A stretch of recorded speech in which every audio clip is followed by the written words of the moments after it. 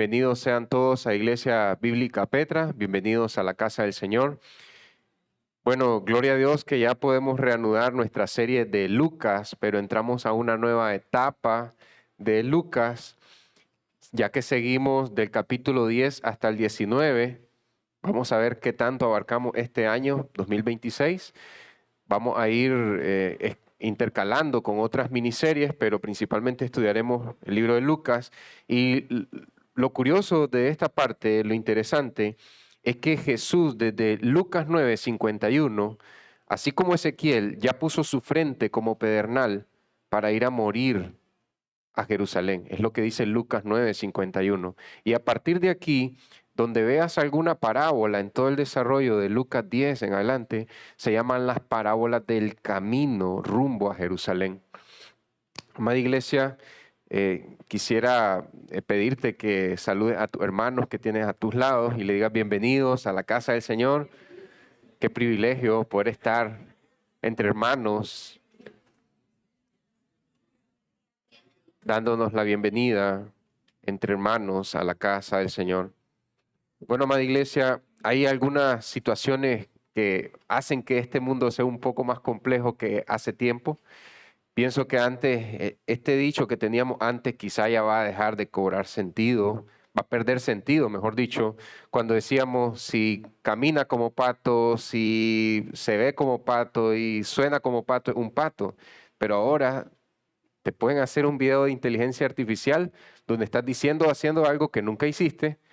Y es tanta la calidad de los videos de ahora con estas aplicaciones que uno dice, ve, tal persona, tal figura pública, tal autoridad dijo, hizo esto. Si no estuviste ahí presencial, puedes ponerlo en duda, porque aunque camine como pato, suene como pato y se vea como pato, pudo haber sido hecho con una de estas aplicaciones de inteligencia artificial. ¿Ok? Entonces digo esto, creo que en parte un área donde tenemos que cuidarnos con la tecnología, pero también da más luz a la palabra de Dios, como algunos textos que te advierten sobre aquello que parece ser del Señor y no es del Señor. Yo podría ver ahora con más claridad si la inteligencia artificial llega a parecer casi tan real en lo que se ve y lo que se escucha. Parece que la persona realmente dijo e hizo eso. Cuando no lo hizo, entonces esto nos muestra lo que la Biblia dijo hace miles de años. Una cosa puede aparentar ser algo bueno cuando es malo. Me pongo a pensar basado en cosas que Jesús dijo, esas advertencias amorosas y serias que Jesús hace sobre el obedecer a media a Dios, que puede llegarse a dar un escenario un poco lamentable mejor, completamente lamentable, diría yo, sobre un hombre que fue marido de una sola mujer, un cristiano constante en su iglesia, pero que no tenía a Cristo en su corazón. Este hombre fue un ejemplo en su trabajo, fue un ejemplo en la comunidad, pero no tenía a Cristo en su corazón y este hombre termina en el infierno por negar a Cristo en su corazón, aunque abrazó el cristianismo con su manera de vivir, una vida recta e intachable de manera externa, pero su corazón lejos de Cristo. Y puede estar en el infierno a la par de un brujo. Esto es algo lamentable, ¿no? Y nosotros diríamos, ¿será posible algo así? Jesús cuenta una parábola de un hombre que por los datos de la parábola era un fariseo, marido de una sola mujer, hombre recto, íntegro en la sociedad y que termina en lo profundo de la fosa del Seol, con la lengua reseca, pidiendo que Lázaro, el leproso, le llegue a mojar los labios, porque él está que no aguanta ese martirio. Entonces ve a un hombre que pagaba su impuesto al imperio, llevaba su ofrenda al templo, tenía su casa en orden, pero rechazó al Señor en su corazón. Y esto que Cristo advierte siempre estuvo ahí en la Biblia. Tiene el caso de Saúl, cuando está el desarrollo, cuando empieza la rebelión abierta de Saúl, Saúl le dice a Samuel, pero yo obedecí al Señor. En 1 Samuel 15, del 20 al 23, Saúl le dice a Samuel, yo obedecí la voz del Señor, yo hice lo que el Señor dijo. Y Samuel le responde en el 22, ¿se complace el Señor tanto en holocaustos y sacrificios, que le traigas todos estos carneros a sacrificar? ¿Se complace el Señor en eso al igual que en la obediencia a la voz del Señor? Entiende, el obedecer es mejor que un sacrificio y el prestar atención mejor que la grasa de los carneros. Samuel está diciendo que la obediencia auténtica es mejor que una obediencia a medias, que la obediencia real y de corazón es mejor que la obediencia externa. Y mira lo que dice Samuel, por el caso que di, el ejemplo del brujo, porque la rebelión es como el pecado de adivinación. Y aquí en el contexto, rebelión es una obediencia a medias, una obediencia que sacrifica pero que no obedece. Y dice Samuel, y la obediencia como la iniquidad e idolatría. Creo que esta advertencia resuena en el ministerio de Cristo y resuena con la urgencia de Cristo de no solo enviar a 12 apóstoles, sino que en esta ocasión enviar a 70 discípulos de Cristo a advertir, a dar el mensaje del reino de Dios porque Él va rumbo a Jerusalén. Con esto en mente, amada iglesia, te pido que oremos y te prepares para estar en Lucas 10 del 1 al 12. Lucas 10 del 1 al 12, vamos a orar y luego damos lectura a la palabra del Señor.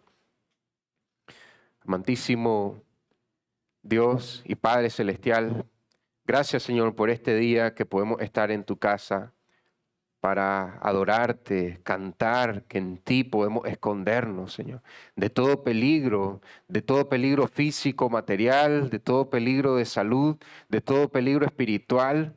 Incluso esas luchas espirituales que no podemos entender ni percibir, en Cristo podemos escondernos porque Él es un refugio seguro.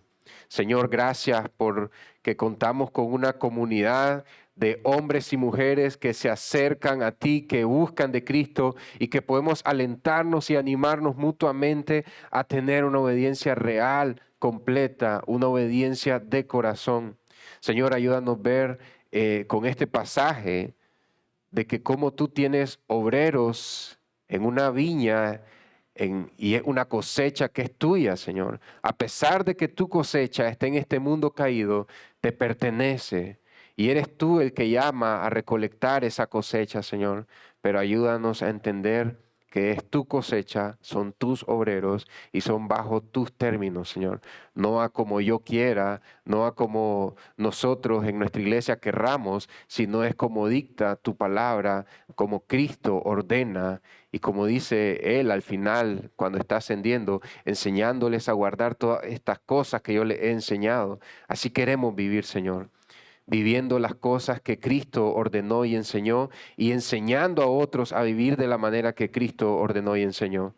Ahora, Señor, danos luz para ver tu palabra con claridad.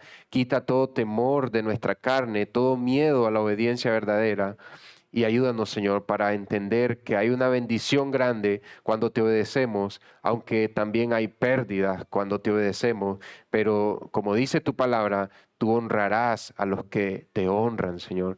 Tú bendecirás a los que entregan por ti en obediencia fiel, una obediencia inquebrantable, un compromiso inquebrantable, Señor.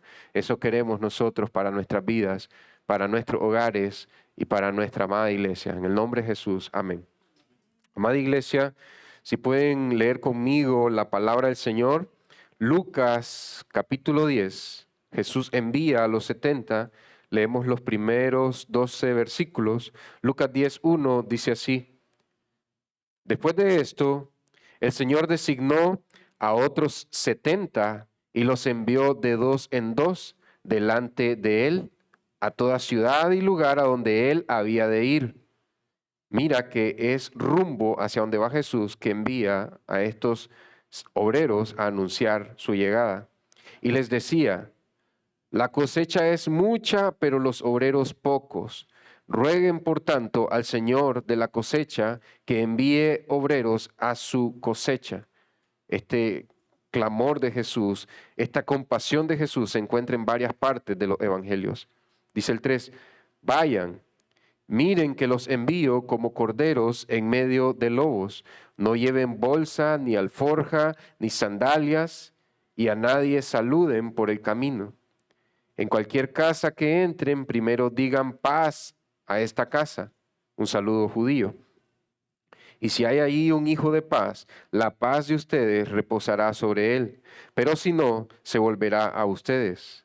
Permanezcan entonces en esa casa, comiendo y bebiendo lo que les den, porque el obrero es digno de su salario.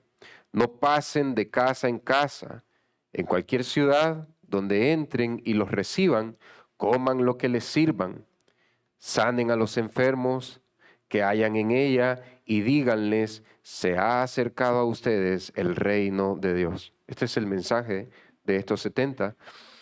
Pero en cualquier ciudad donde entren y no los reciban, salgan a sus calles y digan, hasta el polvo de su ciudad que se pega a nuestros pies, nos lo sacudimos en protesta contra ustedes. Pero sepan esto, él le está diciendo lo que van a decir ellos, que el reino de Dios se ha acercado. Esta es una advertencia amorosa y llena de compasión. Luego dice Jesús a los 70, les digo que en aquel día será más tolerable el castigo para Sodoma que para aquella ciudad. Amén. Quizás la reflexión inicial fue algo fuerte, es un pensamiento que no es muy popular en el cristianismo, pero es verídico porque se trata de la cosecha del Señor, los obreros del Señor. Así se titula la prédica, la cosecha y los obreros son del Señor. Por eso el Señor puede escoger a un grupo y enviarlos. Él puede decirles lo que van a decir. Él puede darle advertencias para que extiendan estas advertencias a los que lo escuchan. Él puede dar autoridad para que sanen a estas personas que los reciben en sus hogares. Jesús está capacitando a estos 70 para que tengan el poder del Espíritu Santo y poder dar sanidad a sus cuerpos. Jesús está advirtiendo también que aunque tengan este don, no pueden buscar el protagonismo ni exigir que les den grandes provisiones. Tienen que aceptar el alimento que les den sin quejarse. Este grupo que Jesús envía nos va a decir, pastor, creo que ya predicamos de esto, ya escuchamos una prédica de esto. Esa está en Lucas 9 y cuando Jesús envía a los 12 apóstoles, les dice lo mismo. Ahora son otros 70. Y esto es una gran enseñanza para nosotros como la iglesia de Cristo, porque cuando ve que Jesús envía a los 12, dices, bueno, esto es porque eran los 12. A mí no me está enviando, pero luego miras que hay otros discípulos que también son enviados. Entonces no es únicamente para los 12, y Lucas aprovecha este número de 70 obreros enviados para conectarlo con Moisés. Moisés es el mediador del antiguo pacto, Jesús es el mediador del nuevo pacto.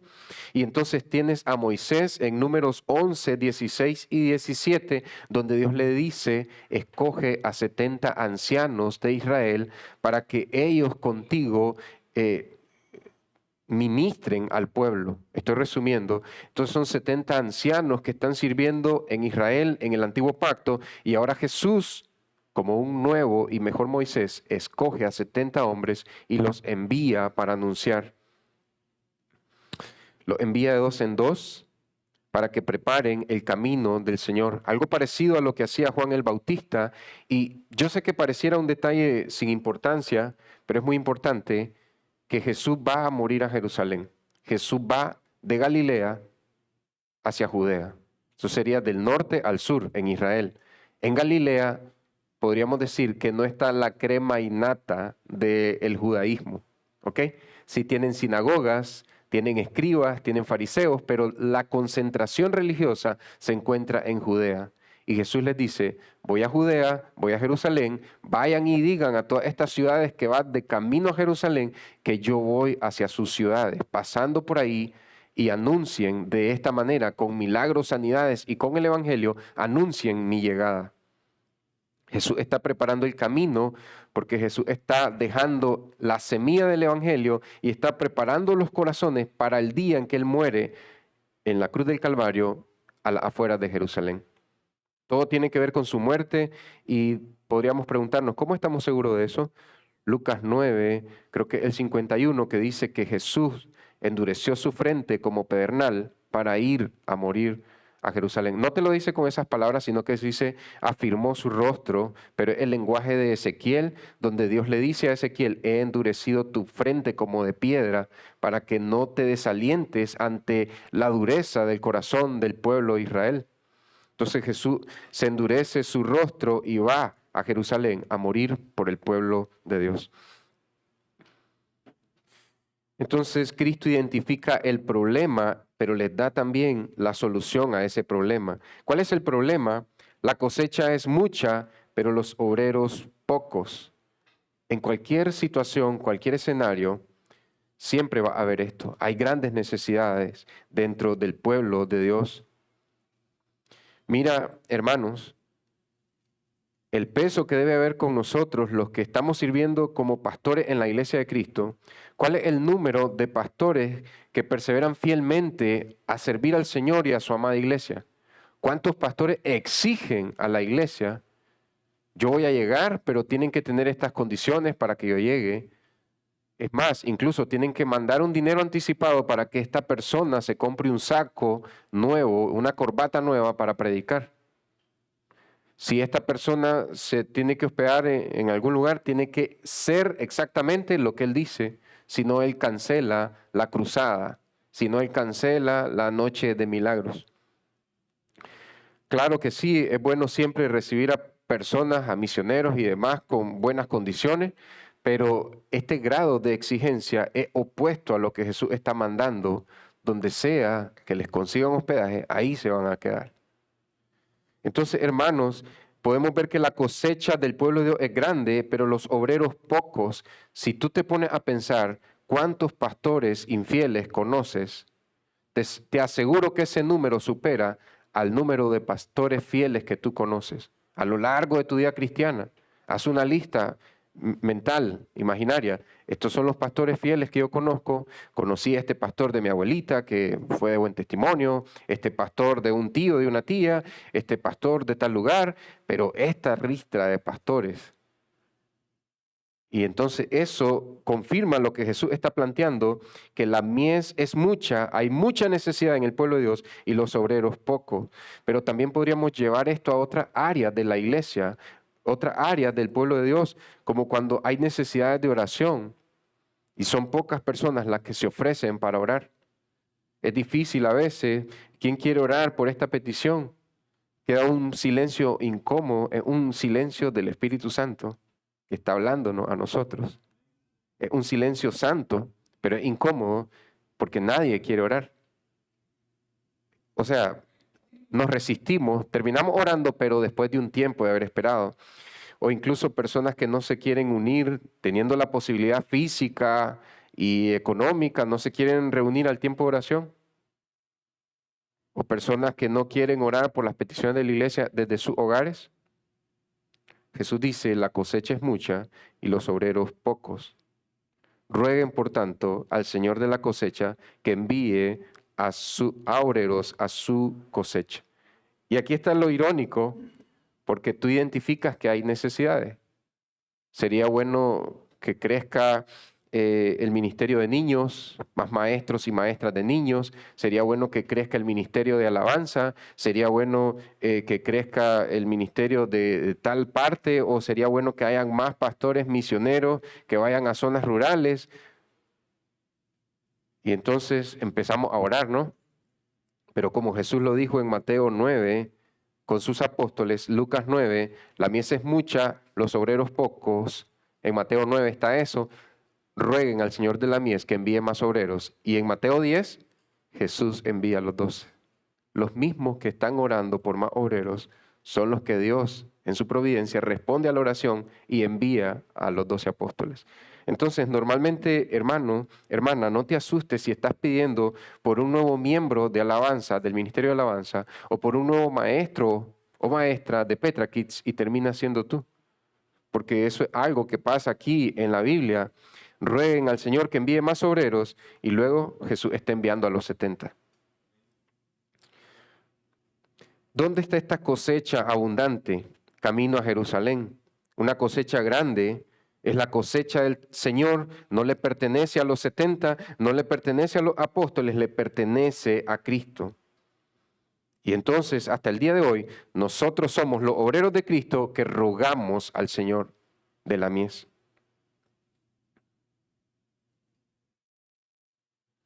Hay un principio acá. Jesús va desde Judea hasta Galilea, envía a los 70 a anunciar que va rumbo a Jerusalén, que se alisten en las ciudades para recibirlo, no porque quiera los aplausos o la aclamación de la gente, sino para dar el evangelio del reino y sanar a los enfermos. Pero el principio es el siguiente. Primero se acercan los mensajeros de Cristo a estas ciudades, rumbo a Jerusalén, y ellos preparan el camino del Señor, diciendo: el reino de Dios se ha acercado, por eso hay sanidades, por eso hay milagros, por eso ustedes miran que predicamos esto, y el Cordero de Dios viene a morir a la ciudad de Dios. Jesús dijo esto, claro. Hace unas prédicas de Lucas 9, un hombre dijo: Señor, te seguiré donde sea que tú vayas. Y Jesús le dice: quien quiera ser mi discípulo, tome su cruz y sígame. Voy a morir al Gólgota, voy a morir a las afueras de Jerusalén. Es lo que está pasando, ¿no? Todo está dentro del mismo contexto. Entonces, estos son los mensajeros de Cristo, preparan el camino del Señor en lo que Cristo viene. Este principio está hoy en la iglesia. Donde sea que esté cada hombre y mujer que pertenece a la iglesia invisible de Cristo, esta persona está con su vida y con sus palabras preparando la venida del Señor, preparando a las personas porque un día Cristo va a regresar. La pregunta es siguiente: ¿preparas el camino del Señor?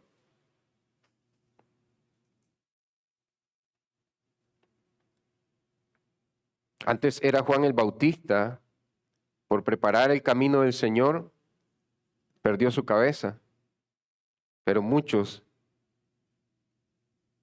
se adhirieron a la cabeza que es Cristo. Es cierto que Juan perdió su cabeza físicamente, pero tenía su cabeza bien puesta. Tenía la mente de Cristo y tenía claro las necesidades del pueblo de Dios.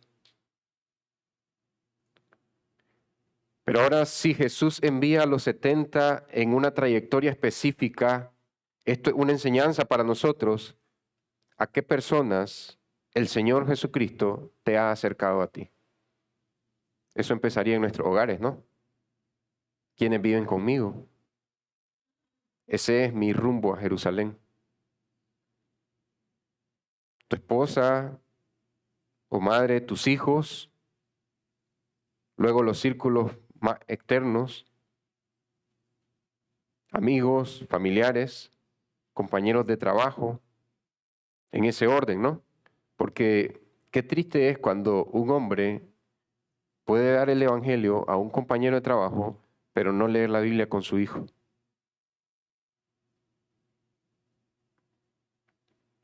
Qué triste es cuando un hombre puede predicar o enseñar en una iglesia, pero no puede leer la Biblia con su esposa.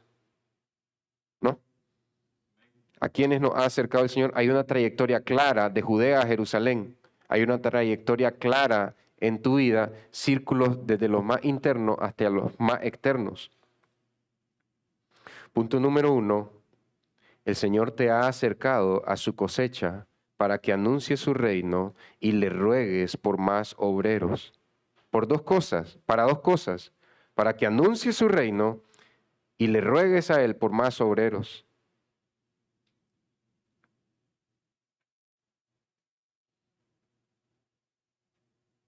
De manera práctica, el hombre que sale de su hogar a trabajar puede orar por su esposa para que ésta pueda discipular a sus hijos.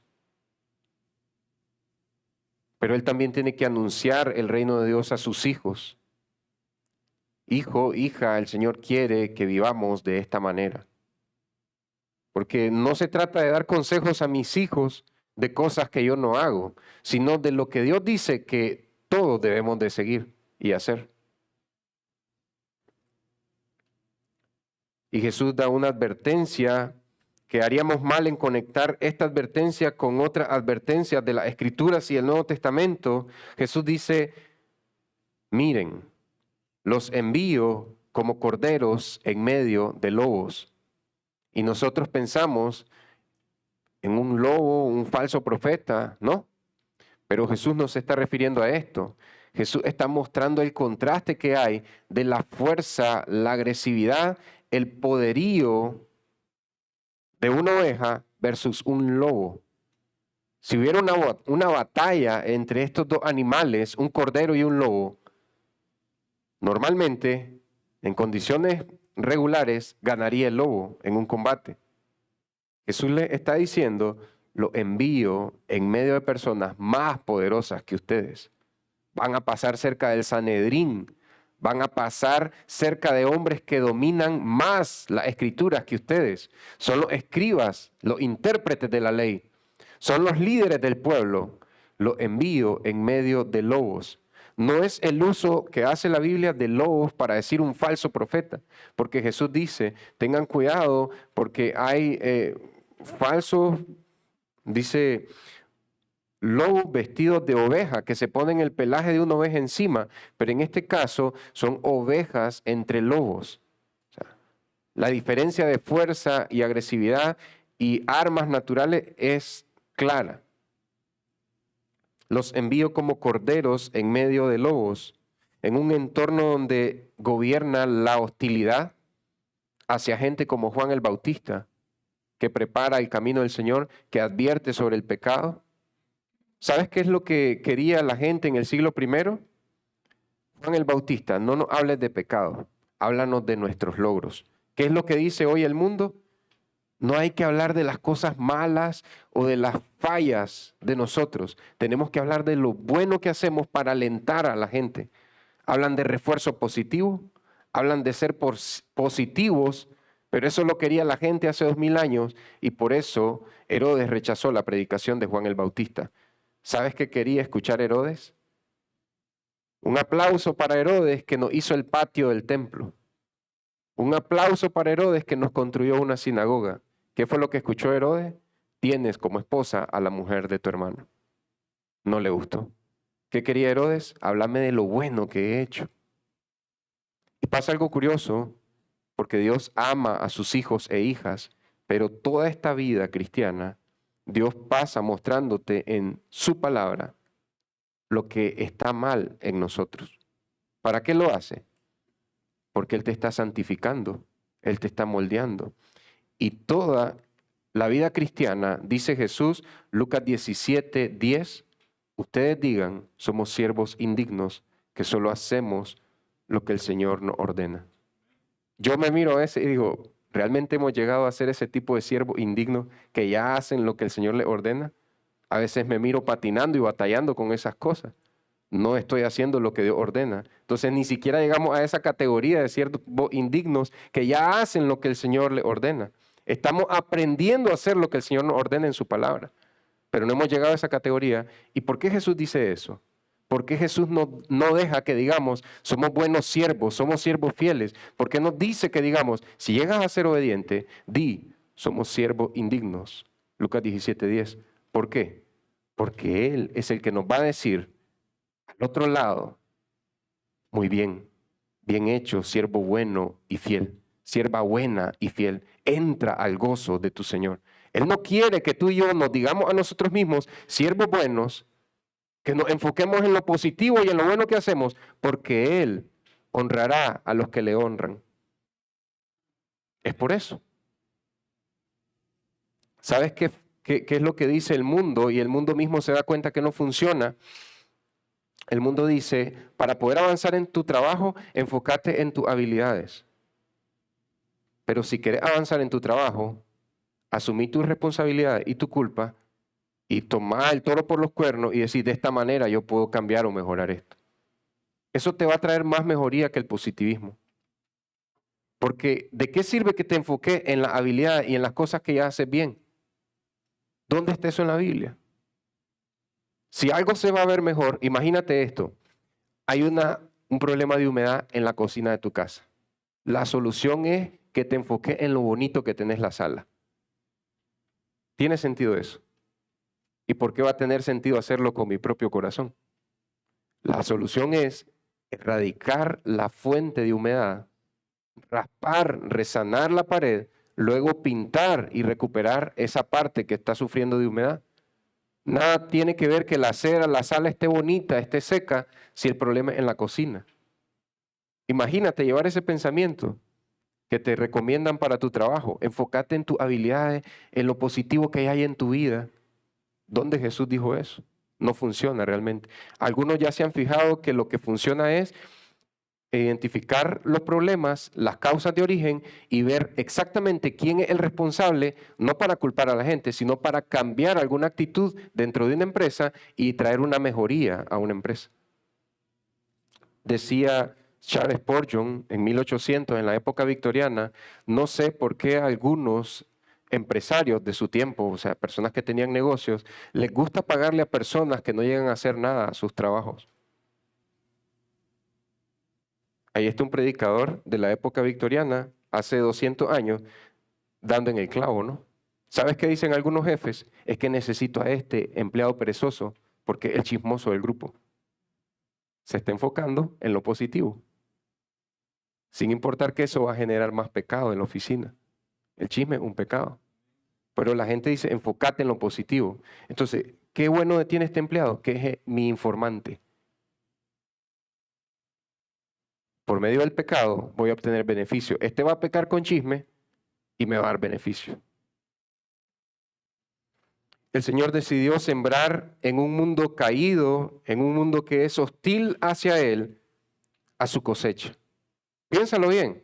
No nacimos en el paraíso de Adán y Eva. Nacimos en un mundo caído. Algunos venimos de hogares que nuestros propios padres rompieron. No quiero decir hogares rotos. No, nuestros propios padres lo rompieron. Pero eso no nos da excusa para vivir en base a los traumas y a los temores de mi infancia. Eso no me da carta abierta, pero es que yo nunca tuve un padre, una madre que hiciera eso. Yo, como pastor de esta iglesia, no puedo excusarme ahí. Porque llego a 1 Pedro 1, 18 y 19 y dice, fueron redimidos no con oro ni plata, sino con la sangre preciosa de Cristo y fueron redimidos de la vana manera de vivir que heredaron de sus padres. La sangre de Cristo no es solo para limpiarme de mi pecado, sino para liberarme de la mala crianza que tuve por parte de mi papá, de mi mamá o el abandono de mi papá. Es que yo soy un hombre así porque a mí me trató así mi papá. Fuiste redimido de la vana manera de vivir que heredaste de tus padres. Dios ya sabía que iba a ser un cristiano en un mundo que hostil a su reino, hostil a Cristo, pero es su cosecha y Él decidió ponerla ahí. Él la reclama por medio de sus siervos. ¿Por qué? Porque quiere que seamos un faro de luz en medio de la oscuridad. ¿Ves el privilegio que tenemos? Siervos indignos como nosotros, replicando, proyectando y reflejando la luz de Cristo. ¿Y cómo prepara Jesús a sus discípulos, a estos 70? Uno, no lleven bolsa. ¿Qué significa esto? Van a depender de la bondad de Dios. Dios va a tocar los corazones, va a poner contactos divinos para que les provean agua y pan. No lleven bolsa, digan paz en esta casa, paz a esta casa. Ese era un saludo judío, shalom. Ya, esto es muy conocido en algunas iglesias evangélicas, pero el contexto se ignora. Un galileo diciéndole a un judío de Jerusalén, shalom. Yo no quiero tu saludo.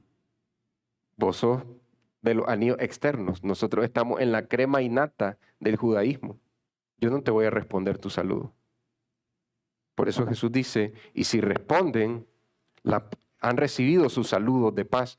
Ahora entiende el contexto. Personas que se sienten superiores a personas que traen el evangelio de Cristo y los rechazan porque dicen, yo soy superior a vos. ¿Qué me vas a decir vos a mí? Sí, es que el Señor da esta esperanza en nosotros. No me interesa. Vivo feliz, tengo todo lo que quiero, no necesito nada de tu Señor. Ya soy feliz sin Él. Galileos acercándose a judíos, ofreciendo la paz del Señor, la mayoría de los judíos la van a despreciar. Y dice, no se pasen de casa en casa. Una advertencia se la hizo también a los apóstoles, y estoy seguro que en eso, cuando Jesús lo dijo, Judas se molestó bastante. Los mensajeros no deben de ser exigentes, sino descansar en la providencia del Señor. No me gusta esta casa, no tiene una terraza, el techo de arriba con unas sillitas y una carpa, me voy a ir a la otra casa, esta casa es solo una pobre viuda, más bien nosotros tenemos que ir a pescar para traer los peces que ella va a cocinar, mejor vamos a aquella casa donde hay una mujer que vende telas de lino fino y ahí sí podemos estar. No se pasen de casa en casa. Coman lo que les sirvan. Los mensajeros deben de recibir con humildad lo que Dios provea. No decir, esto, yo no como esto, lo siento. Una cosa es, disculpe, que eso me cierra la tráquea. No puedo comer eso porque de aquí iría al hospital. Eso se entiende, pero en este caso es pedir gusto. Estás llegando a una casa, lleva el mensaje de Cristo, estás compartiendo con una persona, no menospreciar lo que te ofrezca. Creo que el otro contraste sería, ya almorcé donde está la hermana y ahora me toca este hermano y me ofreció otra vez, no le voy a decir que ya almorcé donde la hermana, vuelvo a comer, porque Jesús dice que no desprecien la comida. No, de ahí vas a parar al hospital con las arterias tapadas. Entonces creo que se entiende el sentido del texto, es sobre no ser exigente y no ser orgulloso para rechazar. Claro que si andas comido, pues puedes decir, fíjese que ya almorcé, solo tomaría un vaso de agua o un vaso de fresco. Sanen a los enfermos. Estos mensajeros tenían la potestad para liberar cuerpos físicos de sanidades físicas. Lo que sea, epilepsia, lepra, resucitar muertos. Hoy en día nosotros puntualmente, personalmente no tenemos este don, pero no solo esta, varias iglesias han orado por enfermos que tenían 5 o 10% de probabilidad de vida y Dios responde a las oraciones y los ayunos. Pienso que esto está ahí, pero la esencia no es solo la sanidad física de los enfermos, es servir a la persona que está dándole el mensaje de Cristo. Díganles, se ha acercado el reino de Dios. No solo se trata de sanar, no solo se trata de tener comunión con comida, es que el reino de Dios se ha acercado a ustedes. Los mensajeros deben de proclamar el evangelio del reino de Dios y no poner condiciones. La pregunta sería, ¿condicionas tu servicio a Dios? Piénsalo bien. ¿Cómo podríamos condicionar nuestro servicio a Dios? Una vez un hombre que vino al cristianismo, años después de su esposa, dijo que no podía ser el sacerdote de su casa porque su esposa sabía más Biblia que él. ¿Qué está haciendo él ahí? Depende de mis habilidades, depende de mis propias fuerzas. La Biblia dice que yo tengo que ser el sacerdote de mi hogar, pero mi esposa sabe más que yo. Entonces, no puedo abrir la Biblia, leer y orar, pedirle dirección a Dios, porque no estoy capacitado. Eso es poner una condición. O una persona que dice, no puedo discipular a mis hijos, tengo que buscar más dinero, más provisión, y voy a descuidarme de mis hijos, desatender a mis hijos, cuando son niños que están en formación. Un carácter de un niño se desarrolla hasta los 8 años, y la personalidad del niño se desarrolla hasta los 12, 14 años, pero todavía la universidad puede manipularlo. El problema no es que tu hijo se desencarrile de las expectativas de una iglesia local, sino que tu hijo no esté preparado para recibir las embestidas del mundo. Si tu hijo no está acostumbrado a escuchar un no por respuesta, ¿cómo va a creer tu hijo que el reino de Dios se ha acercado a su vida? ¿Qué va a pasar cuando tu hijo o tu hija escuche de adulto un no por parte de Dios, un no para protegerlo. ¿Sabes qué le pidió Pedro a Jesús? Señor, que no mura en Jerusalén. Esa es una petición a Dios. Pedro está orando a Dios. No quiero que muera mi Señor en Jerusalén. ¿Cuál fue la respuesta de Jesús? No. Necesito morir para que tú vivas para siempre. De eso se trata, ¿no? Cuando Dios le diga no a alguien de esta iglesia, de alguna manera Dios lo está cuidando. Siempre hemos dicho en Petra, el rechazo de Dios es la protección de Dios. Cuando Dios te dice que no a algo, te está protegiendo de algo. El rechazo de los hombres, no queremos estar con vos, no te queremos aquí, es la protección de Dios. Dios te está protegiendo. Les voy a dar un testimonio rápido. Hace unos años iba a Chinandega, un grupo pequeño, y el celular se iba descargando y tenía que avisar al grupo por dónde iba para que ellos llegaran a abrir la iglesia. El punto es que dejé el cargador del teléfono y fue un relajo. En el Israel compré un cable de teléfono, pero por regresarme a comprar el cable, el microbús salió. Y yo estaba, ya saben ustedes cómo se pone uno. Por mi culpa, por no venir preparado, el bus me dejó. Uno se pone como agua hirviendo. Y entonces yo, pensando, pero ¿por qué el Señor no permitió que me esperara el bus? ¿Por qué yo no pude ser más rápido? Me monto en el siguiente bus y ya cuando logro aviso a los hermanos que voy un poco retrasado. Y antes de llegar a León, el bus estaba sin vidrio, sin trompa y con el motor de fuera. Una persona fallecida y 2 personas fracturadas y otro golpeado. La cabina estaba desbaratada. Íbamos tan lento que pude tomar fotos y decirle a los hermanos, fíjense hermanos, quiero darle un testimonio, yo estaba rabiando porque me agarró la tarde, pero Dios me estaba protegiendo. El rechazo de Dios es la protección de Dios. Ese día él quería grupo pequeño y no quería que yo me interpusiera. No justifica mi descuido con el cable. Sí, fui descuidado con el cable, pero Dios sabe usar esas cosas que nosotros planeamos mal para nuestro bien. ¿Condicionas tu servicio a Dios? Punto número 2, nuestro servicio a Dios, nuestro compromiso debe ser inquebrantable. Es que si no sé tanto de la Biblia, no voy a leer la Biblia en mi casa. Hasta que yo haga tal cosa, voy a servir a mi familia. Hasta que pase esto, voy a empezar a orar por lo otro. Nuestro compromiso debe ser inquebrantable para poder acercar el reino de Dios a los demás. ¿Estás comprometido de manera inquebrantable para acercar el reino de Dios a los de tu casa? ¿Por qué estoy hablando tanto de la casa? Porque Gálatas dice que primero ver por los de nuestra casa y luego por los de afuera. Porque el que no ve por los de su casa ha negado la fe y es peor que un incrédulo. Eso está en Gálatas. Y Dios ya te ha mandado a un lugar. Jesús dice, voy hacia tu casa, avísale a los de tu casa que el reino de Dios se ha acercado. Y luego a los de afuera, pero afuera va a encontrar hostilidad. Una cosa es que un familiar tuyo esté dispuesto a escucharte, otro diga, como le dijeron a Pablo, otro día te escucharemos ese semillero, ese palabrerío. Otros digan, yo no creo en Dios, pero gracias por preocuparte por mí. Pero ¿con qué actitud deberíamos de tratar a los que son hostiles? Personas no es que rechazan pasivamente, sino que enérgicamente rechazan el Evangelio.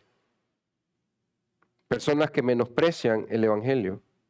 ¿Con qué actitud debemos de tratar a los que son hostiles? Jesús dice, Él establece límites, porque nosotros pensamos de que, bueno, el Señor espera que vivas de esta manera, sí, pero yo no quiero, y seguimos, y la persona empieza a ofendernos, y no nos damos cuenta que ya hemos tirado nuestras perlas a los cerdos.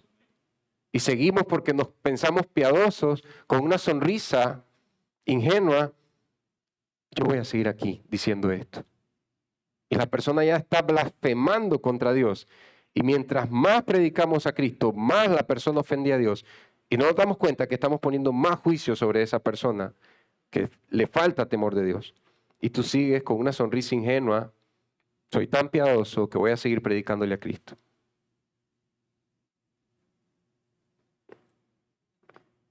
Pero en cualquier ciudad donde entren y no los reciban, salgan a sus calles y digan, hasta el polvo de su ciudad que se pega a nuestros pies, nos lo sacudimos en protesta contra ustedes.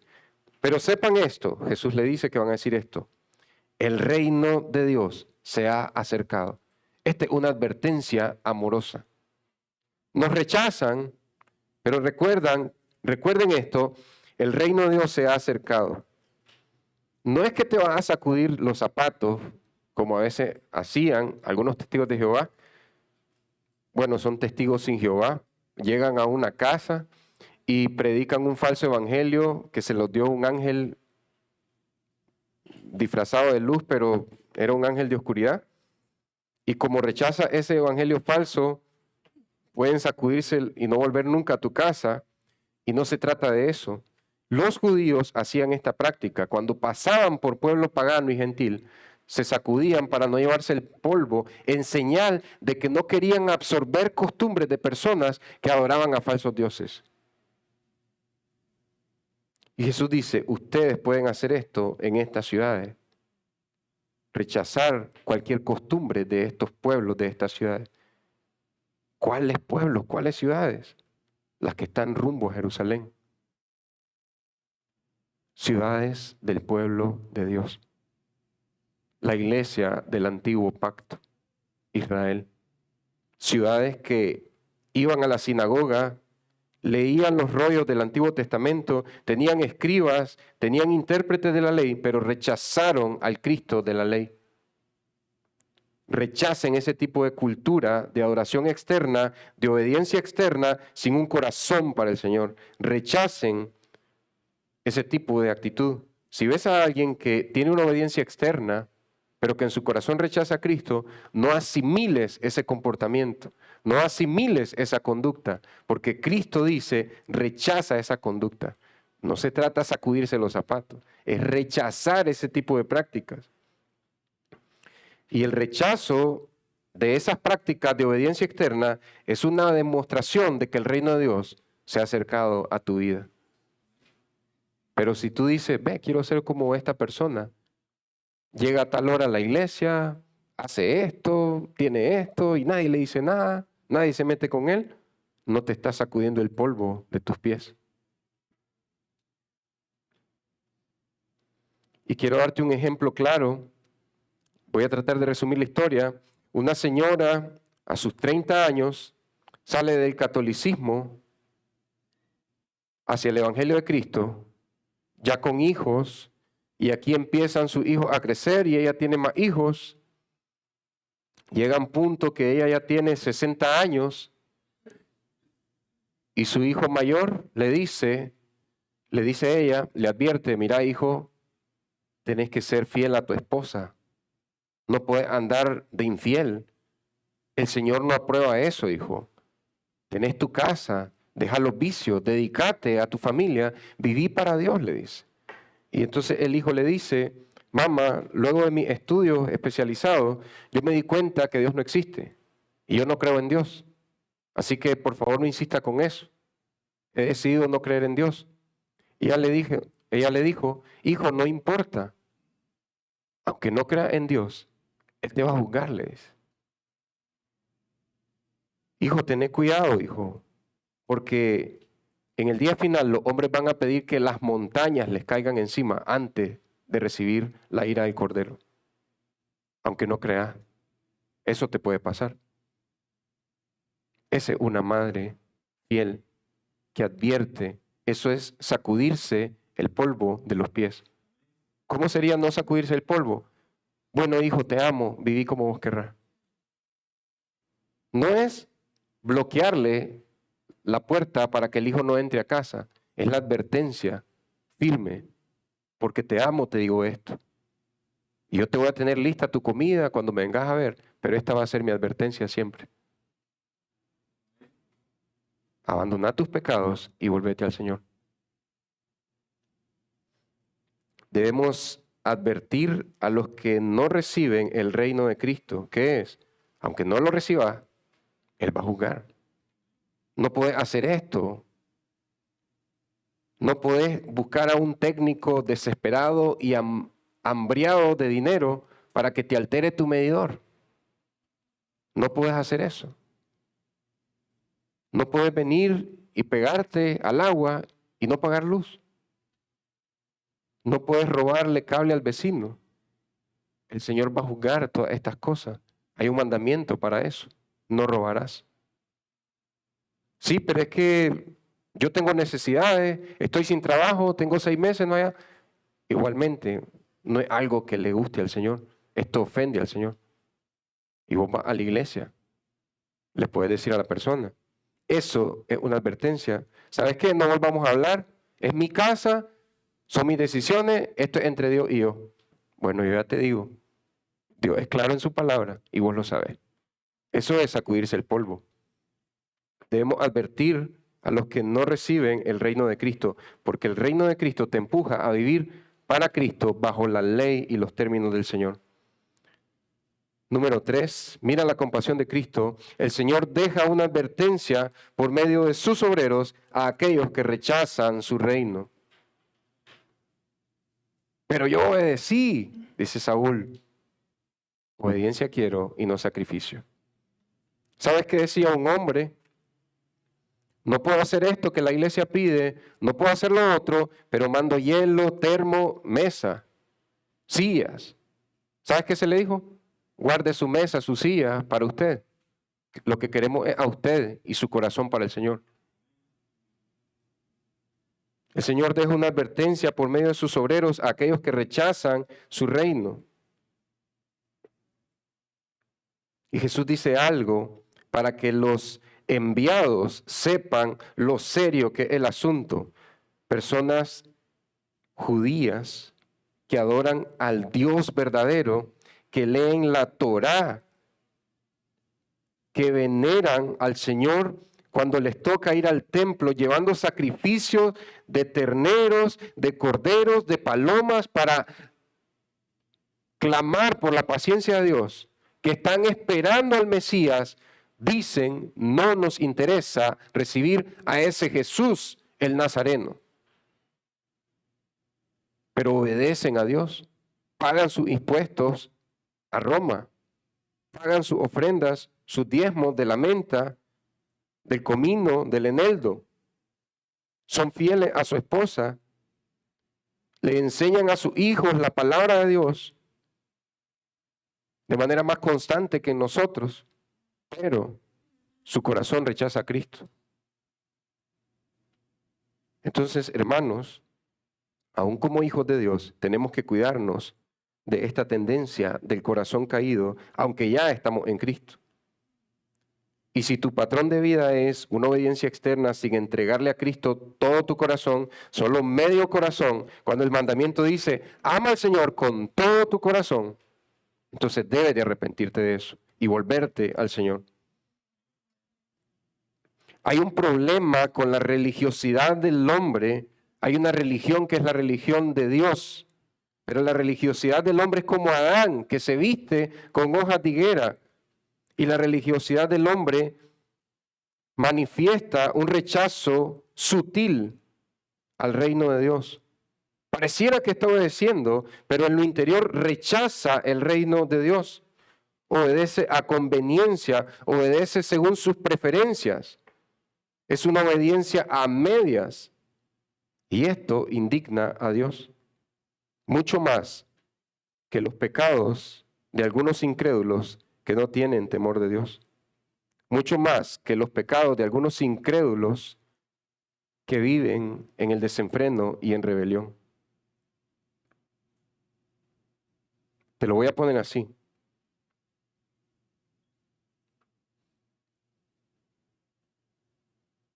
Un hombre que decide volverse al cristianismo, ir a la iglesia los domingos, comprarse una Biblia y no entregar su corazón al Señor, es un hombre que va a condenación, porque si no tiene a Cristo en su corazón, aunque se compre 100 Biblias y vaya todos los domingos del resto de su vida, sin Cristo no hay salvación.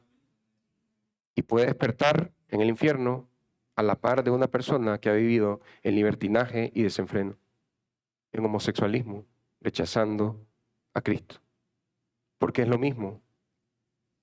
Incluso el castigo de una persona que vive en desenfreno, un ateo, un brujo, un inmoral, va a ser más tolerable, menos severo que el castigo de un cristiano que nunca tuvo a Cristo en su corazón.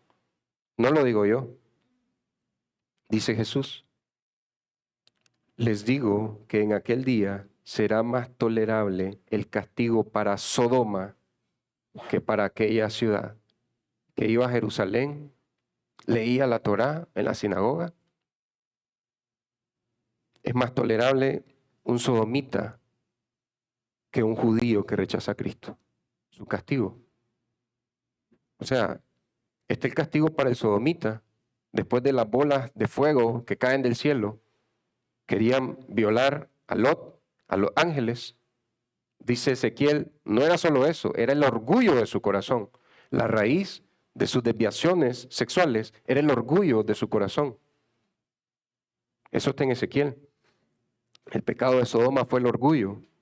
Entonces dice Jesús, aquel día, es decir, el día del juicio final, cuando pasen, te lo voy a poner así, del infierno al lago eterno, creo que así lo entendemos los cristianos, o de esta celda provisional al lago eterno, ese día del juicio, el castigo de los sodomitas va a ser más tolerable que el castigo de este judío que iba a la sinagoga, escuchaba la Torá, llevaba sus ofrendas al templo, pero que rechazó a Cristo en su corazón. Está ahí, hermanos. La indignación del Señor se evidencia en que Jesús prefirió tener más cenas con publicanos y pecadores que con los religiosos que fingían obedecer a Dios. ¿Cuántas veces cenó Jesús con los publicanos y pecadores? Lo suficiente como para que los fariseos se quejaran. ¿Cuántas veces cenó Jesús con los fariseos, los escribas? Cenó con ellos. Muchas de las parábolas fueron dichas en casa de los escribas y fariseos. Mira lo que dice Marcos 2, 15 al 17. Y sucedió que estando Jesús sentado a la mesa en la casa de Leví, este es Mateo, un cobrador de impuestos, alguien despreciado por los judíos, por ser un vendido, un traidor, muchos recaudadores de impuestos y pecadores estaban comiendo con Jesús y con sus discípulos, porque había muchos de ellos que lo seguían. O sea, pecadores que se arrepintieron, abandonaron sus pecados y siguen a Cristo. Pero luego están las personas que no tienen pecados escandalosos, son moralistas y se quejan por esto. 16.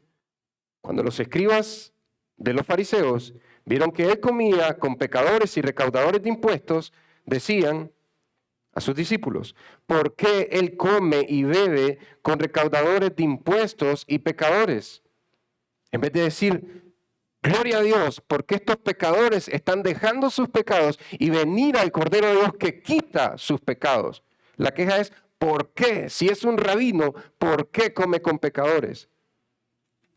Se saltaron la nota, seguían a Jesús. Corrieron de sus pecados, abandonaron sus pecados para seguir a Jesús. ¿Por qué Jesús come con pecadores? Al oír esto, Jesús les dijo, los que están sanos no tienen necesidad de médico. Un judío que esté en la sinagoga, le leen la Torá, recita la Torá, va a Jerusalén a dejar ofrenda al templo, yo estoy bien. Voy a la iglesia, llego los domingos, tengo mi Biblia, leo mi Biblia, marido de una sola mujer, pago mis impuestos, doy ofrenda, yo estoy bien. Jesús les dijo, los que están sanos no tienen necesidad de médico. Esta es ironía, este es sarcasmo. Bueno, si ustedes se sienten sanos, no vengan a mí, sino que los que están enfermos. No he venido a llamar a justos, sino a pecadores. Y no es para que la iglesia diga, ves, Jesús viene por las prostitutas, por los borrachos, y la iglesia ¿Se siente bien? No. Señor, has venido por mí, dice la iglesia. Has venido para vestirme con túnicas blancas, las pieles del cordero. Porque soy una iglesia pobre, desnuda, ciega. Has venido a vestirme, has venido a darme la mente de Cristo, los ojos de Cristo. Por eso ha venido Jesús, por los que reconocen que necesitan a Cristo en su corazón. Pero luego tú y yo nos quedamos tranquilos cuando decimos, va a la iglesia, es una iglesia bíblica, son cristianos sobrios, todo está bien.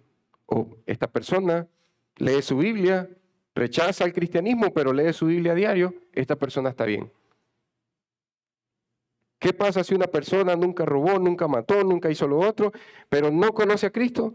¿Por qué Dios la va a condenar? Moralismo, moralismo. Que el hombre con sus buenas obras puede entrar al cielo. Pero ¿qué dice Jesús? Anuncien el evangelio del reino de Dios, que solo en Cristo hay salvación.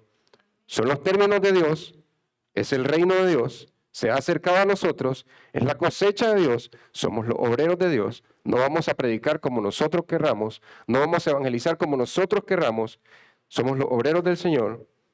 Cristo establece cómo los hombres deben de vivir sus vidas.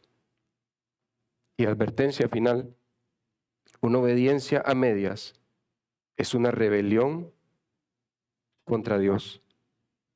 Nadie la nota, está obedeciendo externamente, el líder del grupo pequeño te da el check, el pastor te da el check, las mujeres de la iglesia te dan el check, pero Dios te tiene reprobado. Tus vecinos te dan el check, vamos a la policía y te dan el récord de policía, tiene el check, la alcaldía no debe impuestos, ya pagó su sticker de rodamiento, pero Dios te sigue teniendo reprobado. Vamos a tu centro de trabajo, a tu universidad, a tu escuela, excelencia académica, pero Dios te tiene reprobado. Estoy bien, porque estoy bien con mi familia, con mis amigos, con mis vecinos, en la iglesia, estoy bien. El reino de Dios se ha acercado a ustedes. La obediencia a medias es una rebelión sutil contra Dios que resulta más ofensiva para Dios que la rebelión escandalosa. Jesús lo dijo, les digo que el castigo de Sodoma y Gomorra será más tolerable, menos intenso que el castigo de un falso religioso.